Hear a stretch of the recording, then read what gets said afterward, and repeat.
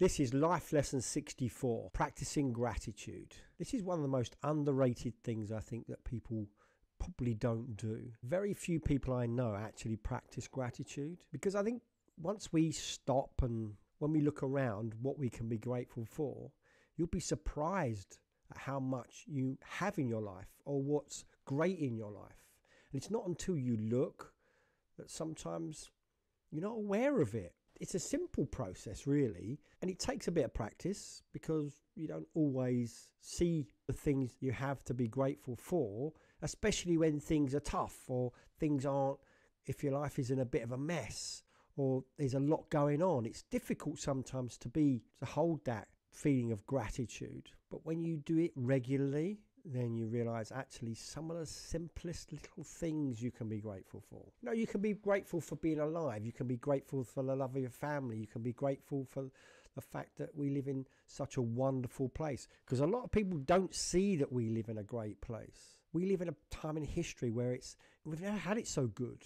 You look back to our forefathers and they, it wasn't that long ago. We didn't have electricity. We have got such great things around us. The internet enabled us to access things, and we've got wonderful opportunities around us. There are so many things to be grateful for today, but it's easy to get lost in the noise out there. The people are, this is wrong, that's wrong, and it's easy to concentrate on the things that aren't right in your life or aren't right in the world, as opposed to looking at the things that are. And there's a lot more right with this world than it is wrong. And here's the thing, right? This is one of the reasons why it's difficult to practice gratitude, is because it can look really bad out there, because we get stuck in what I call vortexes. Modern technology is fantastic, but it also has a downside, which is if you go and follow information, click on certain things, you'll get fed more of that information. So you get stuck in a vortex of what they think you should be looking at. So if you're looking at something like conspiracy theories, or if you're looking at things that are very negative, you'll get a lot more negative stuff. Everyone's bad, so you'll get more information about everyone that's bad, as opposed to looking for, okay, so what's right? Let's look at some of the things that are good, not bad.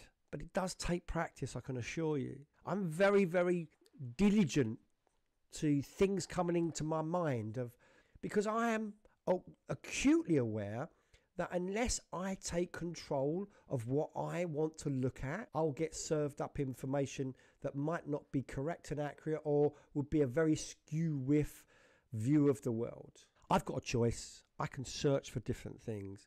I want to search for the stuff that's good.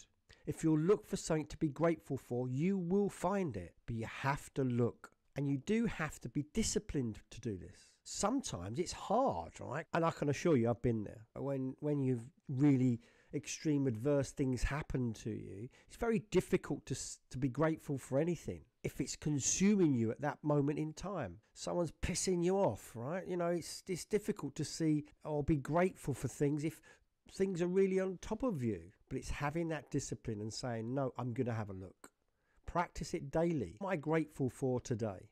What could I be grateful for today? There's another question. If you can't see anything, if I did have reason to be grateful, what could I be grateful for?